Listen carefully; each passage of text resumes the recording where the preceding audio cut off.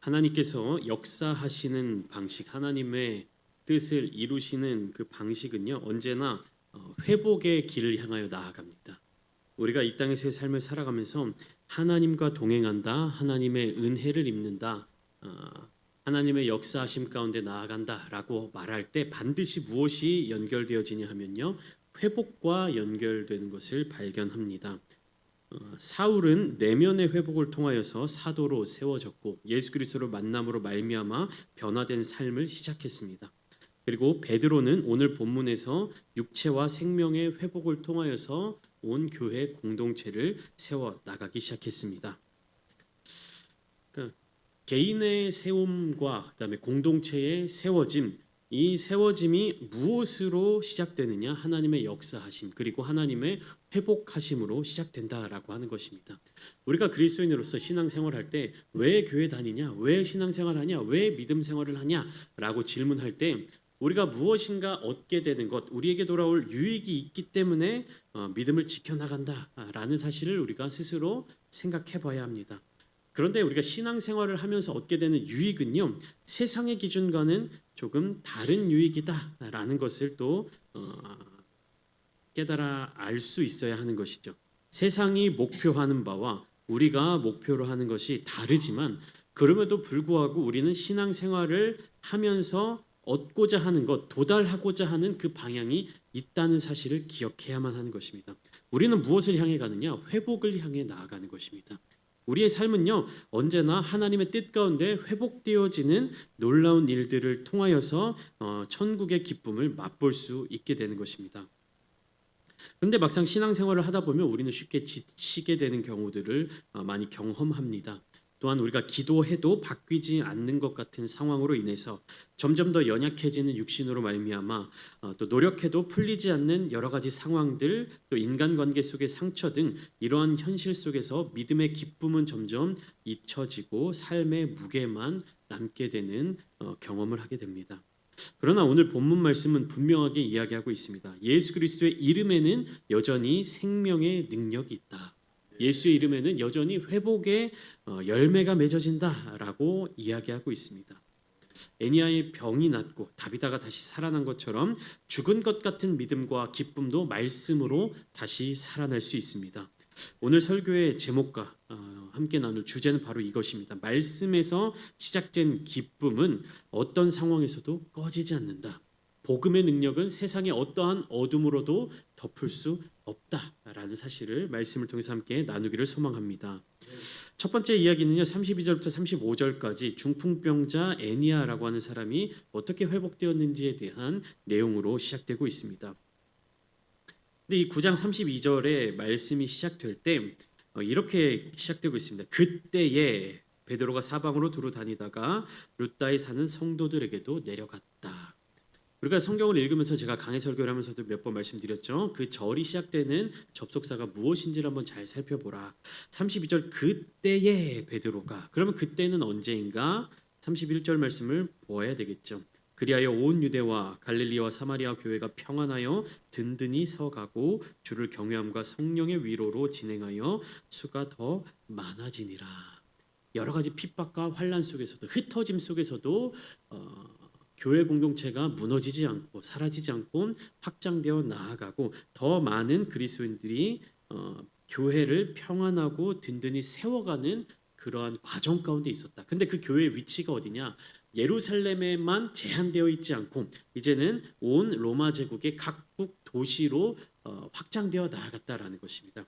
그때에 베드로가 사방으로 두루 다녔다라는 것이요. 그럼 베드로가 사방으로 두루 다녔다라는 이야기는 결국 베드로가 무엇을 하러 다녔다라는 것입니까? 오늘날로 치면 신방을 다닌 거겠죠. 각각의 교회에 여러 가지 신방을 하고 함께 가서 예배를 드리고 성도들을 두루 살피러 여러 지역을 다녔다라는 것을 알 수가 있습니다. 사방으로 두루 다닌 목적이 무엇입니까? 교회를 평안하고 든든하게 세워가기 위해서. 예루살렘 중심에서 온 유대로 확장되고 있었다라는 것을 우리가 발견하게 되는 것입니다. 거기에서 룻다라는 도시로 향해 갔는데 룻다에서 누구를 만났습니까? 8년 동안 중풍병으로 침상 위에 누워 있던 한 사람을 만났습니다. 이 사람의 이름은 33절에 애니야라고 이름이 기록되어 있습니다. 이 사람을 만나서 베드로가 뭐라고 얘기하냐면 34절 말씀처럼 이야기합니다. 우리 함께 읽어보겠습니다. 34절입니다. 시작. 베드로가 이르되 애니야야 예수 그리스도께서 너를 낫게 하시니 일어나 내 자리를 정돈하라 한데 곧 일어나니. 베드로가 애니야에게 이렇게 말했습니다. 어떻게 얘기했습니까? 예수 그리스도께서 너를 낫게 하시니 일어나라. 그러니까 네 자리를 정돈해라. 누가 너를 낫게 한다라고 이야기합니까? 예수님이 너를 낫게 하신다. 베드로가 그 자리에 있었습니다. 애니야와 함께 있었죠. 근데 베드로는요, 내가 너를 낫게 한다라고 말하지 않았습니다. 사람들이 볼 때 어떻습니까? 뭐가 됐든 어쨌든 베드로가 기도해서 베드로가 그렇게 해서 애니야의 병이 치유되는 거잖아요. 사람들이 볼 땐 그렇지 않은데 절대로 베드로는 내가 너를 낫게 한다라고 이야기하지 않았다라는 것입니다. 그가 기도를 해서 이 사람이 낫든 그가 뭐 기적을 행해서 이 사람이 낫든 베드로가 중심에 이야기하는 것은 무엇입니까? 예수께서 너를 낫게 하신다라고 이야기를 하는 것입니다. 왜 그러냐? 여러 가지 이유가 있겠지만 첫 번째, 예수님이 바로 당신을 회복시켜 주시기를 원한다. 예수님이 당신을 낫게 하고 싶어 하신다. 다시 말하면 예수님이 너를 만나고 싶어 하신다. 예수님의 마음, 주님의 마음을 전달하는 사도로 베드로는 그 자리에 있었던 것이에요. 베드로는요, 무엇을 행한 겁니까? 주님의 마음을 품고 전했을 뿐이에요. 애니야가 병으로 말미암아 어려움을 겪고 고통을 당하고 고난을 당하고 힘들어하는 그 상황 가운데 베드로는요, 그곳에서 주님의 마음을 전한 것이에요. 그가 품고 있었던 주님의 마음을 애니야를 만난 그 순간에 전달하게 된 것이에요. 여러분, 베드로가 사방으로 두루 다니던 이유도 바로 여기에 있는 것입니다.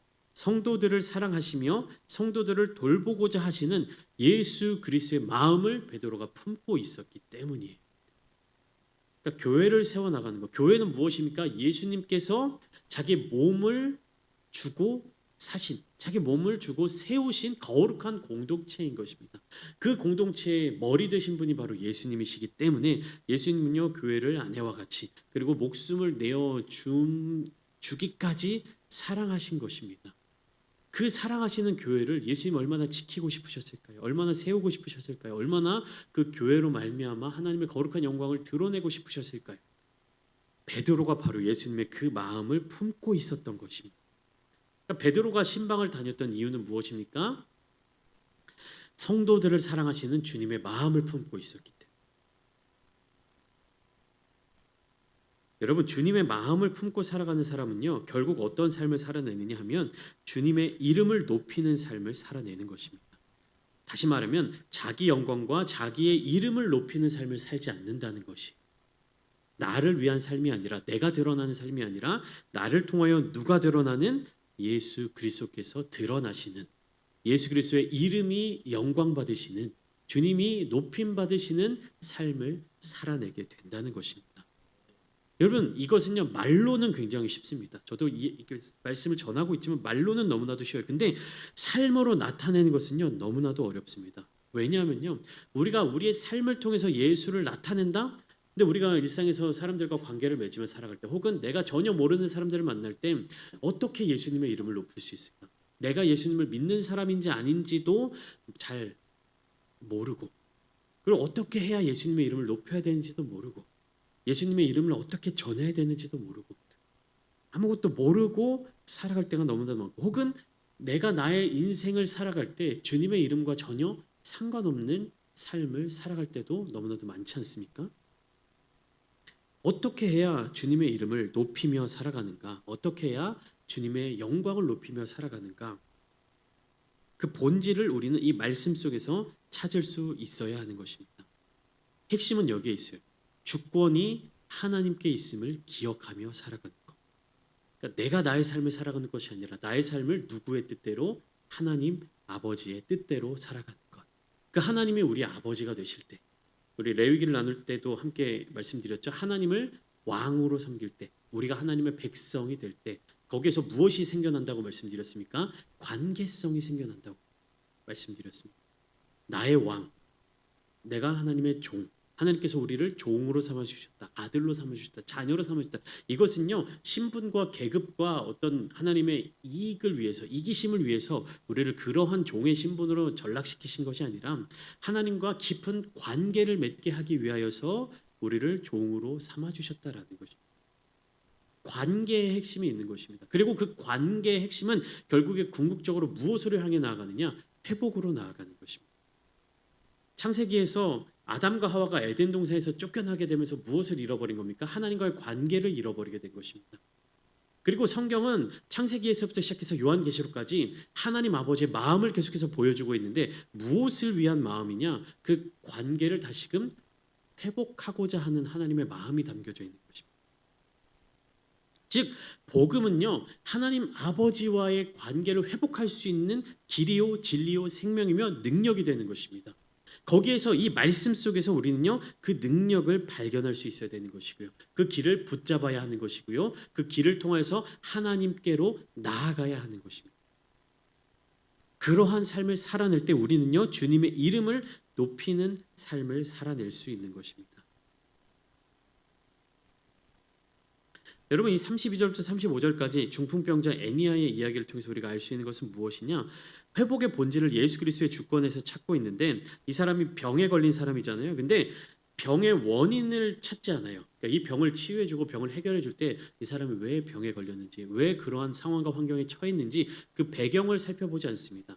대표적으로 이제 병으로 표현하고 있는데, 이 말씀을 통해서 우리가 믿음으로 붙잡을 수 있는 것은 우리의 삶에 주어지는 모든 고난과 어려움을 해결할 수 있는 근본적인 능력을 어디에서 구할 수 있는지.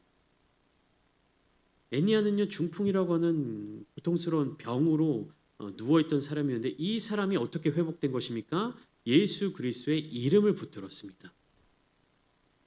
그럼 우리의 삶의 자리 가운데 인간관계의 어려움과 고통과 아픔이 있는 그 해결책은 어디에서 찾아야 되는 겁니까? 예수 그리스도의 이름에서 찾아야 되는 것입니다. 우리의 삶에 꽉 막혀서 정말로 어둠이 가득한 것 같은 상황 속에서 어디에서 우리는 그 길을 찾아야 되는 것입니까?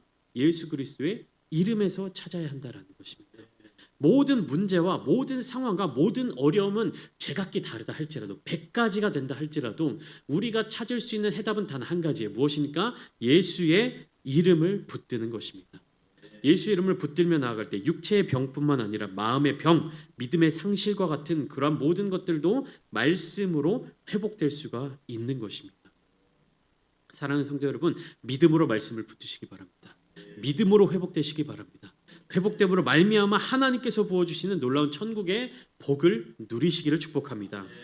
여러분, 그렇게 회복될 때 궁극적으로 나타나게 되는 현상들이 있습니다. 35절 말씀 보실까요? 룻다와 사론에 사는 사람들이 다 그를 보고 주께로 돌아오니라.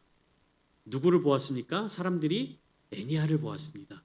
애니아가 어떤 사람이었습니까? 8년 동안 중풍으로 말미암아 누워있던 사람이었는데 예수 그리스도의 이름으로 말미암아 일어나 회복된 사람이었습니다. 주님의 이름으로 말미암아, 주님의 능력으로 말미암아 회복된 자들을 발견하는 사람, 바라보는 사람들은 다 어떻게 되는 겁니까? 그를 보고 주께로 돌아오게 되는 역사가 일어나게 되는 줄 믿습니다. 하나님의 공동체가 확장되어 나간다는 거예요. 회복의 은혜가 점점 널리 전파된다라는 것입니다. 내가 회복되는 것으로 말미암아 다른 사람들이 하나님을 바라보게 되고 주님을 만나게 되고 그 사람 또한 주님의 능력으로 주님의 이름으로 회복되어지게 되는 거예요. 그럼 또 이 사람의 회복을 발견하고 다른 사람들이 주님께로 돌아오게 되겠죠. 또 주님께로 돌아오는 사람들로 말미암아 그들이 회복되게 되겠죠. 하나님께서 원하시는 바가 바로 여기에 있는 것입니다. 믿는 그리스도인들에게 하나님께서 부탁하신 것, 주님께서 명령하신 것이 무엇입니까? 그 복음의 은혜, 회복의 은혜를 널리 증거하라는 것이에요. 근데 전하라라는 것은요, 내 입에서 나가서 말로 전파하고 끝내라고 이야기하시는 것이 아닙니다. 내가 말로 딱 뱉고 그것과 상관없이 어떤 결과와 상관없는 삶을 살라는 것이 아니라 그러한 현상이 일어날 수 있도록, 즉 하나님의 나라가 이 땅 가운데 널리 전해지고 퍼져나가고 확장될 수 있도록 사명을 주신 것입니다. 다시 말하면 우리로 하여금 하나님의 나라를 이루어갈 책임을 맡겨주신 것이, 그것을 우리가 다른 말로 무엇이라고 이야기합니까? 사명이라고 이야기하는 것입니다. 거기에 대해 우리는 책임을 지고 살아가는 자들인 것입니다. 반드시 우리는요, 우리가 주님을 만남으로 말미암아 기쁨을 누리고, 거기서 멈추는 것이 아니라 나만 홀로 기쁨을 누리는 것이 아니라 다른 이들에게 이 기쁨을 함께 나누어야 할 것이고요. 그 함께 나누는 공동체가 하나님의 거룩한 교회로 세워져야 하는 것입니다. 베드로가 두루 다니며 성도들을 방문했던 이유도 바로 여기에 있는 것입니다. 나만 구원받고 나만 능력받고 나만 성령 충만하고 나만 은사받고 여기서 끝나는 것이 아니야. 내가 왜 성령 충만함을 받았는지, 나에게 왜 은사가 주어졌는지, 나에게 어떻게 예수 그리스도의 회복의 은혜가 임하게 되었는지, 왜 예수님께서 나를 위하여 십자가를 지셨는지에 대해서 묵상하는 자들, 질문하는 자들, 그것을 찾기 위해 나서는 자들에게 하나님은 그들을 통해서 거룩한 교회 공동체를 세워 나가시는 것입니다. 이어지는 36절 말씀을 보시면 또 새로운 인물이 등장하고 있습니다. 욥바에 다비다라 하는 여제자가 있으니 그 이름을 번역하면 도르가라, 선행과 구제하는 일이 심히 많았더라라고 또 새로운 인물에 대한 이야기가 시작되고 있습니다. 근데 이 인물이 어떻게 되었느냐? 그때 병들어 죽었다라고 이야기하고 있죠. 그래서 38절 말씀처럼 제자들이 베드로를 찾아갑니다. 38절 말씀 제가 읽어드리겠습니다. 룻다가 욥바에서 가까운지라 제자들이 베드로가 거기 있음을 듣고 두 사람을 보내어 지체 말고 와 달라고 간청하여. 자, 다비다라는 여제자, 여인이 병들어 죽었습니다. 근데 이 여인이 특별히 선행과 구제하는 일에 힘썼다라고 하는 것이, 여기서 선행과 구제하는 일은요, 그냥 좋은 일을 했다라는 것이 아니에요. 교회의 정체성을 가지고 교회의 공동체를 세워나가는 역할을 감당했다라는 것입니다. 그냥 이 세상을 살아가면서 기부도 하고 봉사활동도 하고 이런 좋은 일을 하는 그런 이야기가 아니라, 다비다가 살아가고 있던 그 지역 사회에 세워진 교회 내에서 이 거룩한 교회 공동체를 세우며 그 성도들을 섬기는 그런 역할을 하던 사람이다라는 것을 알려주고 있는 것입니다. 근데 이 다비다가 병들어 죽게 되었을 때 제자들이 베드로가 거기 있음을 듣고 두 사람을 보내어서 베드로를 모셔오게 했어요. 왜 베드로를 데려왔는가? 이 여인이 죽었으니까 이제 장례를 준비하고 성대하게 장례식을 치러주기 위해서 베드로를 모셔왔습니까? 장례식에서 입관 예배를 좀 예쁘게 드려주세요, 이렇게 하려고요? 아니죠. 죽은 여인에 대하여서 이 여인이 다시 살아날 것을 소망하는 마음으로 베드로를 찾아왔을 것입니다. 그들은 절망에 빠진 상황 속에서도 하나님의 능력을 기대했던 것입니다. 여러분, 믿음의 공동체는요, 마지막 순간까지 포기하지 않는 공동체입니다. 포기하지 않았기 때문에 베드로가 가까운 곳에 있을 때 욥바로 모셔올 수 있었고, 베드로가 욥바로 왔을 때 무릎을 39절에 방 안의 사람들을, 다락방의 사람들을 다 내보내고 무릎을 꿇고 기도하기 시작했습니다. 베드로의 기도는 어떤 기도였냐? 죽은 자를 살리려는 인간의 시도가 아니라 생명의 주권이 하나님께 있음을 인정하고 고백하며 간구하는 기도였어요. 그러니까 동일한 기도처럼 보일 수 있고 하지만 무엇이냐면요, 이 40절 말씀, 다비다야 일어나라 하니 그가 눈을 떠 베드로를 보고 일어났는지라. 그러니까 다비다야 일어나라라는 이 명령이요, 베드로 그 자신에게 능력이 있다라고 여기며 명령하는 내용이에요.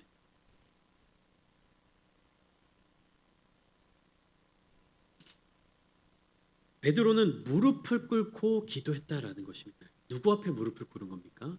하나님 앞에 무릎을 꿇었다라는 것입니다. 다시 말하면 하나님의 능력이 아니고서는, 하나님의 도우심이 아니고서는 나는 아무것도 할 수 없다라는 표현인 것이에요. 여러분, 우리가 기도할 때 무릎을 꿇습니다. 무릎을 꿇는다라는 표현을 상징적으로 할 때가 많이 있습니다. 그러면 이 무릎을 꿇는다라는 것이 무엇이냐? 하나님만을 의지한다라는 겸손의 표현이어야 하는 것입니다. 무릎을 꿇는다는 것은 여기에서 내 기도 안 들어주면 나 여기서 죽습니다. 막 이런 반협박 같은 나 여기서 단 한 걸음도 움직이지 않을 겁니다. 옛날에 영화에서도 그런 거 있었죠. 한 사람이 장군이 무릎 꿇고 있는데 막 몇 년이 지나고 막 머리에 눈도 쌓이고 동장군이 되는 그런 영화도 있었는데 막 그런 고집스러운 모습을 보이는 것이 아니라 무엇입니까? 나에게는 아무런 능력이 없습니다. 오직 하나님께만 능력이 있습니다라는 겸손의 표현이에요. 그러니까 우리가 함께 기도할 때, 또 우리가 하나님 앞에 무릎을 꿇을 때 이것을 기억하셨으면 좋겠습니다. 우리가 무릎을 꿇는다는 것은요, 하나님 앞에 겸손한 자세를 갖춘다라는 것을 의미합니다. 다시 말하면 우리가 실제적으로 무릎을 꿇지 않는다 할지라도 우리의 기도는 항상 하나님 앞에서 겸손한 기도가 되어야 한다라는 것이, 고집스러운 기도 혹은 협박하는 기도, 강탈하는 기도가 아니라 겸손한 기도가 되어야 할 줄 믿습니다. 그런 겸손한 기도는요, 하나님의 능력을 의지합니다. 여러분, 교만한 기도는요, 나의 능력을 의지합니다. 내 기도의 능력이, 나에게 은사가 그런데요, 겸손한 기도는요, 하나님의 능력을 의지하는 기도입니다. 그렇기에 다비다야 일어나라, 시체를 향해서 다비다야 일어나라라는 이 명령은요, 교만함이 아니에요. 하나님의 능력을 의지하여 그 능력을 힘입어서 명령하는 것입니다. 주님께서 그렇게 하셨듯이, 나사로에게 그렇게 말씀하셨듯이.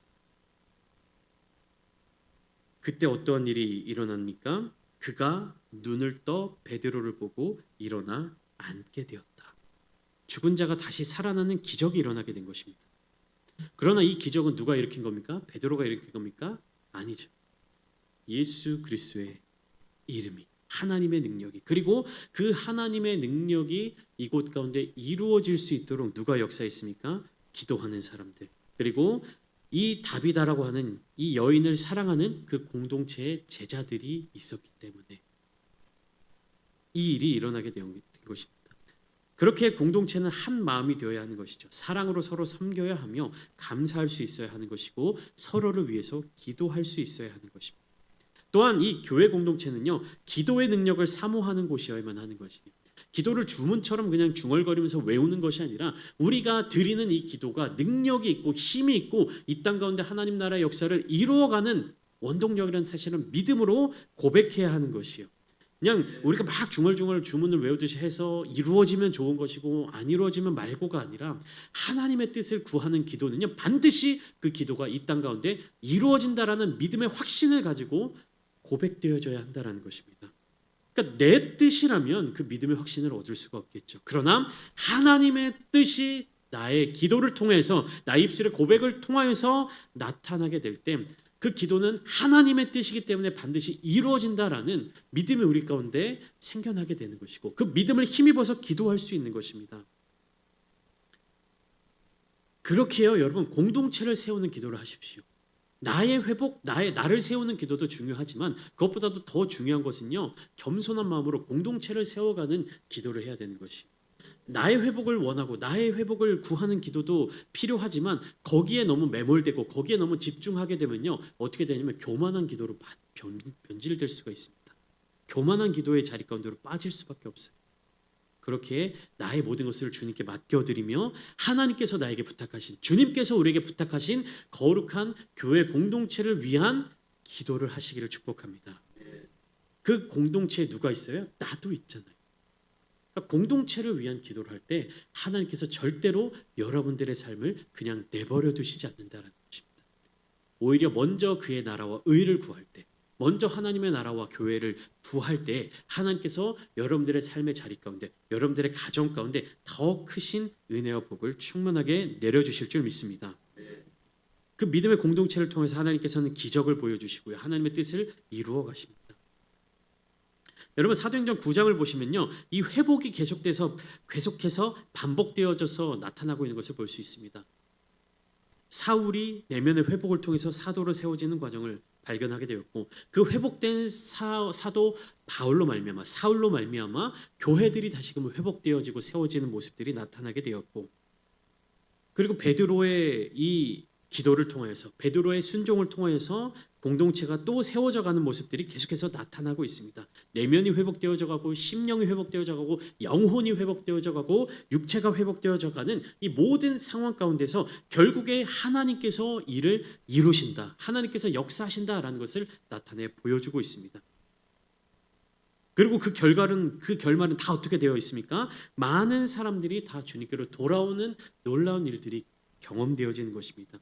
다비다의 회복으로 말미암아 어떤 일이 일어났습니까? 42절 온 욥바 사람이 알고 많은 사람이 주를 믿더라. 많은 사람들이 주를 믿더라. 여러분 31절 말씀 지난 시간 마지막 절이죠. 그리하여 온 유대와 갈릴리와 사마리아 교회가 평안하여 든든히 서가고 주를 경외함과 성령의 위로로 진행하여 수가 더 많아지니라 고백하고 있죠. 35절 룻다와 사론에 사는 사람들이 다 그를 보고 주께로 돌아오니라. 42절 온 욥바 사람이 알고 많은 사람이 주를 믿더라. 하나님께서 행하시는 일은요 반드시 이와 같은 열매가 맺어지는 것입니다. 회복의 주체는 누구십니까? 예수 그리스도십니다. 그 사실을 믿음으로 붙잡아야 하는 것이 내가 아니에요. 능력이 나에게 있는 것이 아닙니다. 그리고 우리는 그 주님께서 회복하시는 그 자리 가운데 증인으로 서 있어야 하는 것입니다. 목격자가 되어야 하는 것입니다. 기도와 말씀을 통하여서 회복이 이루어지는 그 현장 가운데 우리가 쓰임 받아야 하는 것입니다.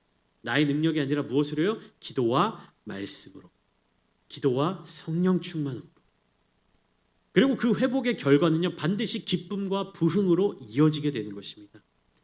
여러분 예수 그리스도의 이름에는 오늘도 동일하게 생명의 능력이 있습니다. 우리의 삶의 자리 가운데 애니아와 같은 아픔, 다비다와 같은 절망, 어려움이 있을지라도 그 안에 예수 그리스도의 이름을 힘입어 나아갈 때 그 안에 기도의 열매가 맺어질 때 어떻습니까? 우리는 회복될 수 있는 것입니다. 사도행전 9장은요 결국에 회복의 이야기로 말씀을 마치고 있어요. 사울도 회복되었고 베드로의 이 헌신을 통해서 또 회복되었고 많은 사람들이 주님께로 회복되는 그 결과를 우리에게 보여주고 있는 것입니다. 그것을 통해서 우리는 믿음으로 붙잡아야 되는 것이에요. 복음은 언제나 생명을 살리고 복음은 언제나 기쁨을 회복시킬 수 있는 능력을 가지고 있다.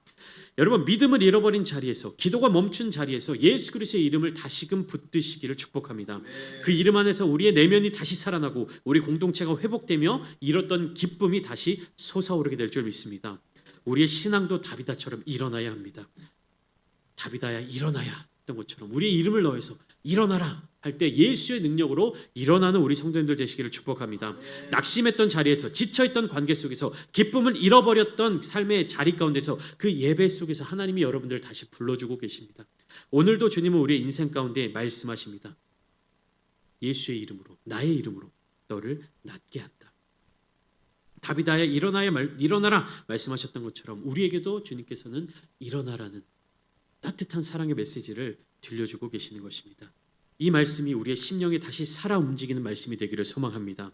말씀에서 시작된 기쁨으로 죽은 것을 다시 살리는 교회로 세상 속에서 생명을 전하는 성도로 살아가기를 축복합니다. 여러분 세상의 기쁨을 따라 살아가지 마십시오. 세상의 어떤 기준으로 만족하지 마십시오. 오직 말씀으로 시작되는 기쁨을 붙드시기를 축복합니다. 오직 말씀을 통하여서 시작되는 기쁨, 복음을 통하여서 경험되어지는 놀라운 능력이 우리 성도님들의 삶의 자리 가운데 가득 넘치시기를 주님의 이름으로 축원합니다.